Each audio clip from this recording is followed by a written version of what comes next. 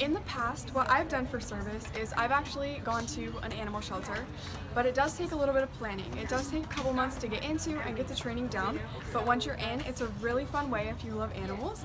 Another way you could do it is go over to the local church, the Grove, and help out with the preschoolers or any of the other things that if you just go to the front desk, they can help you with that. But that's another option. Another option is helping out here at the school, and at any time you can go ask Mrs. Arias and she can help you with that too.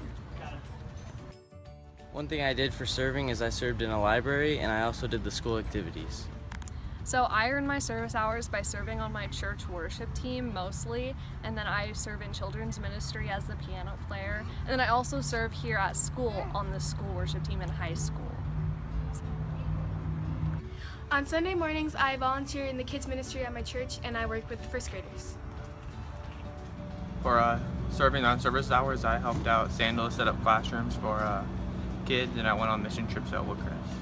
For my service hours, what I did is I went to a camp and I helped serve there, and I cleaned up for a day.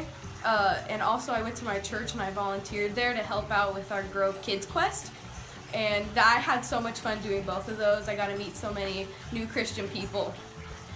Some advice for incoming 7th graders for volunteering would to be do what you like and be with people who surround yourself with people who are helping you, inspiring you, and showing you that you're doing the service for God and not for yourself.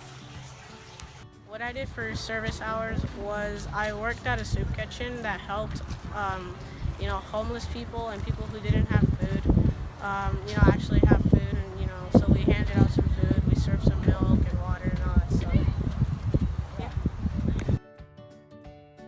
So there's a lot of places that you can serve in Riverside and the surrounding areas. Some places that students have served in the past for their service hours are places like the Red Cross, Path of Life Homeless Shelter. Any nonprofit organization that does a service to the community is a great place to start. But maybe the most popular and common place that students serve is at their local church. So if you work in your church nursery or you help out distributing bulletins for your church on Sunday, those are some great places for you to. You're already going there anyway, and we count those every single hour. We just have you have a pastor or the leader of the organization you're working with sign off on the hours for you.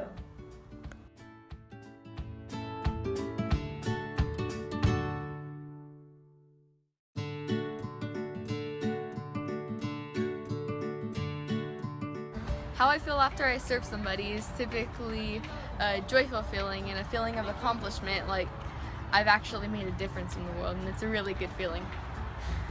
I feel like I please the Lord and I also feel better about myself.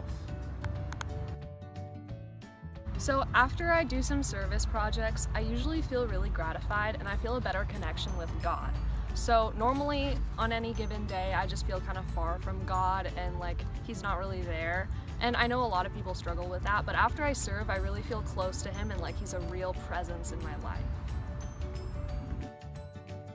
How I felt after I did my service hours, I felt really good that I helped out other kids and whole families even actually have food and have a little bit of shelter and a place to eat. When I'm helping out with the first graders at my church, I feel super blessed to be able to do it and just to see how many kids are loving the Lord at such an early age. I feel good because I know that they appreciate it, and I appreciate going somewhere else that need help, and I know they need my help, and I can help them out and do what they need and feel good about it. After serving, I felt really good because I knew that God was using me to make an impact in the people around me. And while I was serving, He also made an impact in me, that I got to serve Him and I knew it was for Him that I was doing it.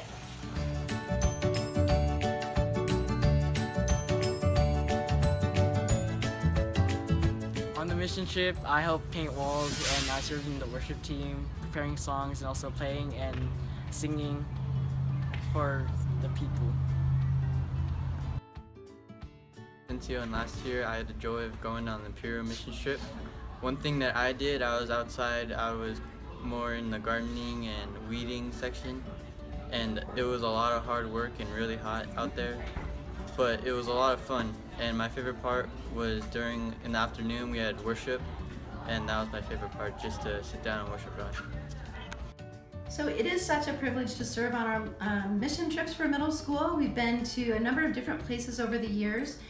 Calexico has been a city and a church that we've returned to many times. We've also been to Yuma, Arizona and Imperial, California. And it's just fun to see kids doing all kinds of different projects on those trips. So for example, there's been times when we did a lot of yard work and weeding and helping them sort of keep their church property nice. We've also done a lot of painting over the years. We've done a lot of light construction projects, so things that are simple for students to do. We always have adults that are overseeing those projects in particular, and we love it when parents come and share their gifts and talents with carpentry skills or other skills that they can provide, and they can kind of guide students in working around the church. We also will often, on a missions trip, lead the church service and worship or contribute in some way. So it's kind of a neat variety of different things that you're going to be exposed to on a missions trip. Service hours, just get out there and do it.